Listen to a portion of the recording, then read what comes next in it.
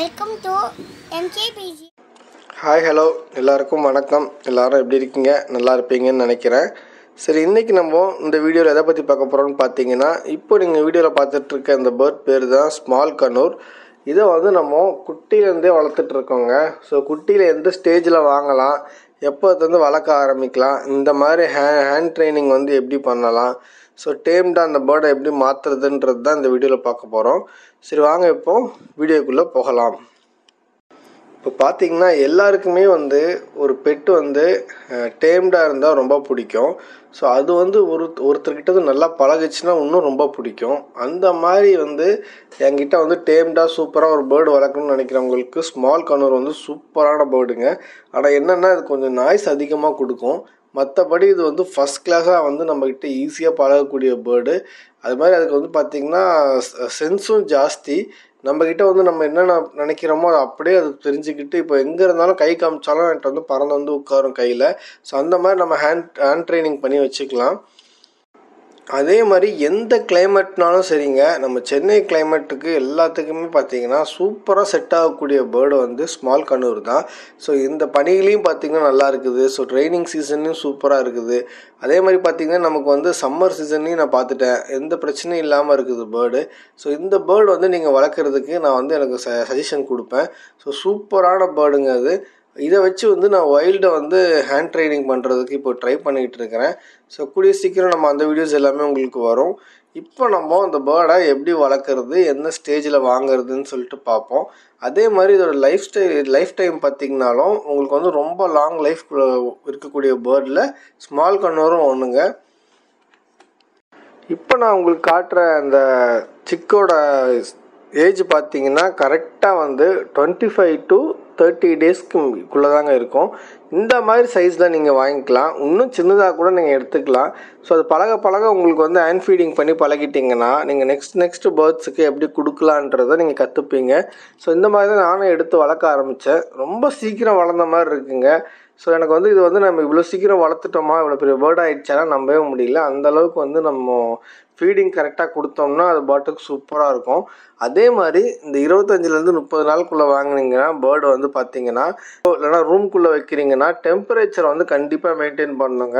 அப்படி மெயின்டைன் பண்ணால் மட்டும்தான் அந்த பேர்டோட லைஃப் நமக்கு சூப்பராக எக்ஸ்டெண்ட் ஆகும், நல்லா க்ரோத் இருக்கும்.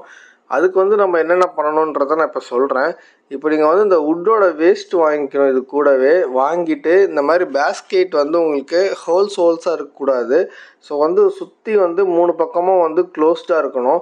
இல்லை நல்ல ஒரு துணியை போட்டு நம்ம க்ளோஸ் பண்ணிவிட்டு ஒரு பக்கம் மட்டும் ஏர் சர்க்குலேஷனுக்காக நம்ம ஓப்பனில் வைக்கணும்.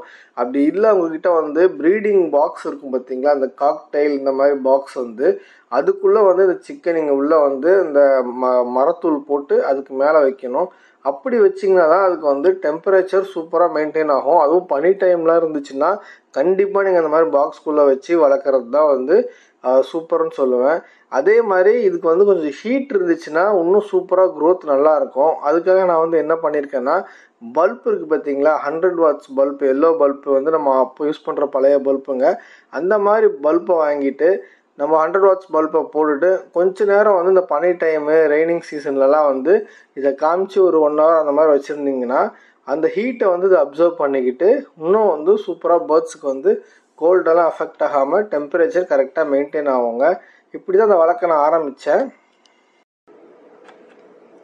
இதை வளர்க்குறதுக்கு நமக்கு ஃபுட்டு என்ன வாங்கணும்னு பார்த்தீங்கன்னா, இப்போ பெட்ஸ் லைஃப்னு சொல்லிட்டு ஹேண்ட் ஃபீடிங் ஃபார்முலான்னு சொல்லிட்டு ஒரு பவுடர் ஃபார்மேட்டில் நமக்கு கிடைக்கும்.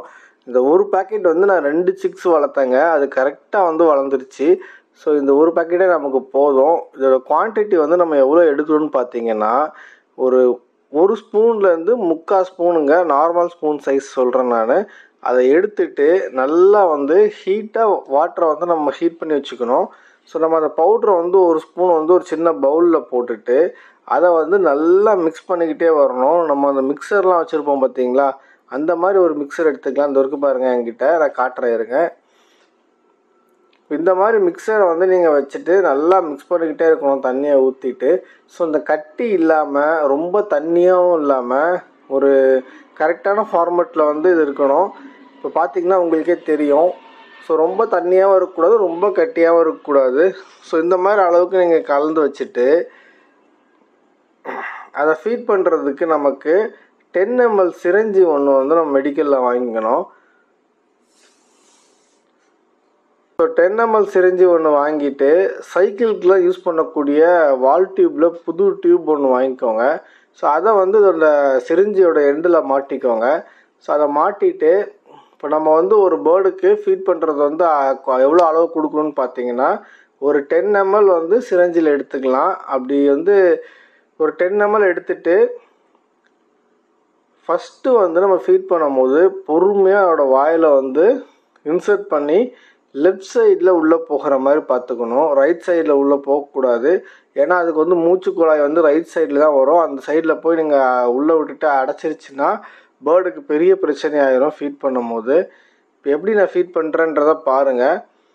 இப்போ பேர்டை பொறுமையாக எடுத்து வச்சுட்டு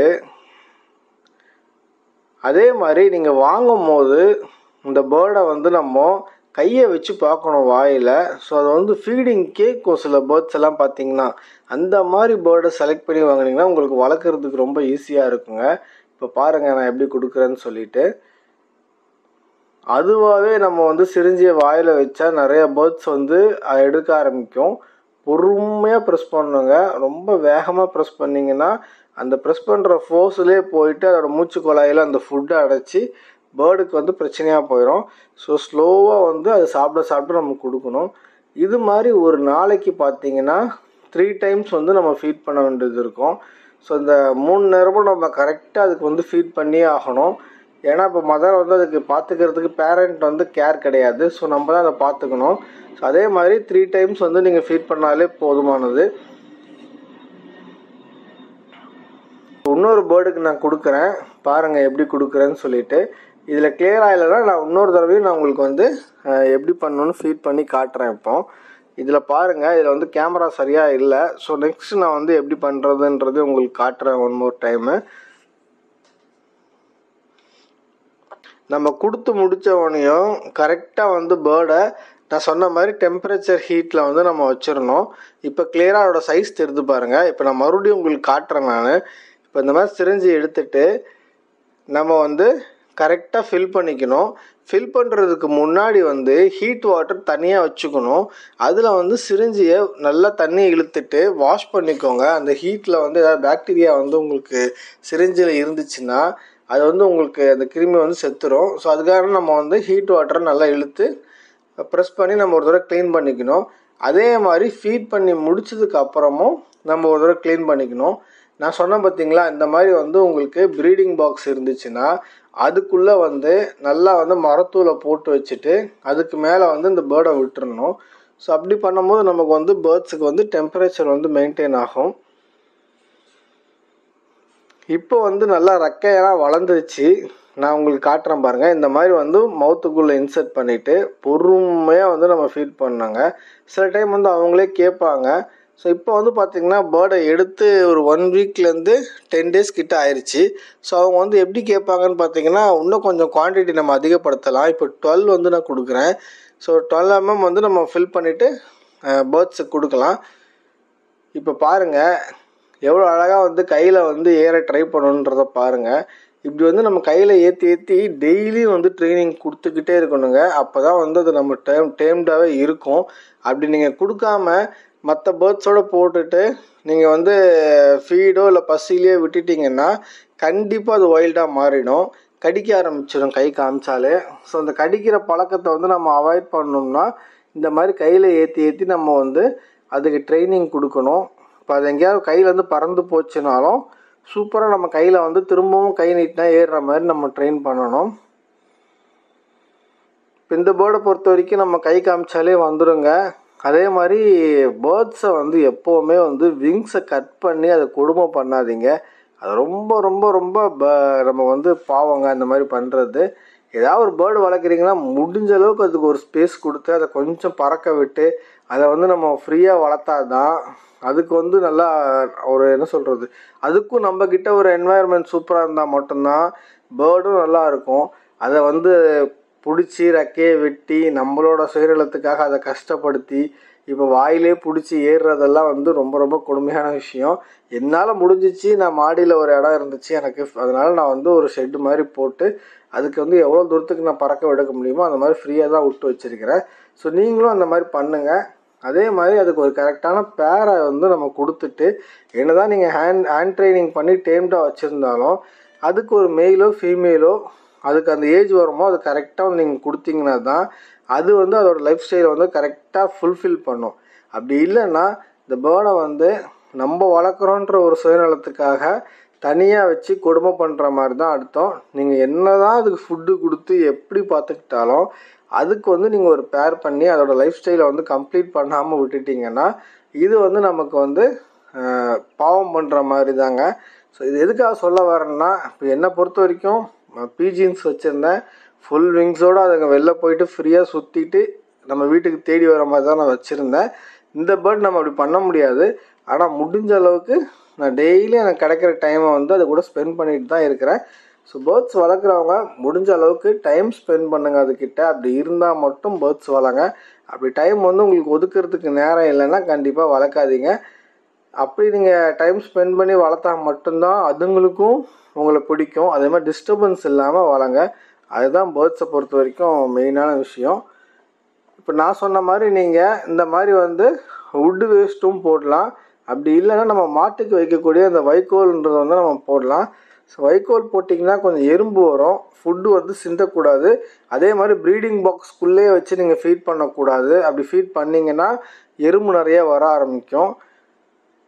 இப்போ பாருங்கள், இந்த பேர்டு தாங்க நான் சொன்ன மாதிரி எனக்கு எப்படி வளர்ந்துச்சுனே தெரிலங்க. அவ்வளோ சீக்கிரம் வந்து நல்லா வளர்ந்துருச்சு. அதோட விங்ஸ் எல்லாம் பாருங்கள், சூப்பராக க்ரோத் இருக்கும். ஸோ இவங்க வந்து பசியில் வந்து நான் வந்து ஒரு 1 மந்த்லேருந்து 2 மந்த் வரைக்கும் இதுக்கு நான் ஹேண்ட் ஃபீடிங் பண்ணியிருப்பேங்க. அதுக்கப்புறம் பார்த்திங்கன்னா நான் ஒரு 2-3 நாளைக்கு வந்து இவரை வந்து கொஞ்சம் பசியில் விட்டுட்டேன். பசியில் விட்டேன்னா எப்படி சொல்கிறதுன்னா, அதுக்கான தெனை சூரியகாந்தி விதையெல்லாம் ஒரு ஃபீடரில் போட்டு வச்சுட்டு நான் பாட்டுக்கு அதை ஃப்ரீயாக விட்டுட்டேன். ஸோ 2-3 நாளில் செம்ம பசியில் இருந்துச்சுங்க. அப்புறம் கொஞ்சம் கொஞ்சமாக தனியாக சாப்பிட ஆரம்பிச்சிச்சு. ஸோ இந்த மாதிரி 2-3 நாள் கழித்து பார்க்கும்போது கொஞ்சம் வந்து நான் பழங்கள் வச்சேன். அப்புறம் பார்த்திங்கன்னா கார்ன் வச்சேன். அதை கடிச்சு அதை கொறிச்சு போட ஆரம்பிச்சிச்சு. ஸோ இப்படியே பண்ணி அப்புறம் வைல்டோட கொண்டு போய் விட்டேன், வைல்டு பேர்டோட. அதுங்க கூட சேர்ந்து சூப்பராக ஃபீடிங் எடுக்க ஆரம்பிச்சிருச்சு. இப்போ இவர் தூக்கி நான் 2-1 கேஜிக்குள்ளே போட்டோம்னா அவருக்கு வந்து பிடிக்கவே பிடிக்காது. அவரை பொறுத்த வரைக்கும் இப்படி ஃப்ரீயாக பறந்துக்கிட்டு நம்ம கை காமிக்கும் போது என்ன ஃபுட்டு வச்சுருந்தாலும் சரி, இல்லைனாலும் நம்மளை தேடி வருவாப்புல. அந்த மாதிரி வந்து அவரை ஃப்ரீயாக விட்டு வச்சுருந்தோம்னா பிடிக்குது. இதோட பேர் வந்து எனக்கு தெரிஞ்சு அது கூட வாங்கின ஃபீமேல் வந்து அது ஃபீமேலில் தான் இருக்குன்னு நினைக்கிறேன். இது வந்து மெயில் மாதிரி எனக்கு தெரியுது. ஸோ எதுவாக இருந்தாலும் டிஎன்ஏ போட்டு பார்த்தா தாங்க நமக்கு தெரியும். ஓகே ஃப்ரெண்ட்ஸ், இந்த வீடியோ இதோட நான் முடிச்சுக்கிறேன். உங்களுக்கு சம்மந்தமாக டவுட் இருந்துச்சுன்னா எனக்கு கமெண்டில் சொல்லுங்கள். நான் வந்து எனக்கு தெரிஞ்சதை நான் உங்களுக்கு சொல்கிறேன். ஓகே ஃப்ரெண்ட்ஸ், நெக்ஸ்ட் ஒரு நல்ல டாப்பிக்கோட நல்ல வீடியோவோட உங்களை நான் வீடியோ போஸ்ட் பண்ணுறேன். Till bye from Karthik.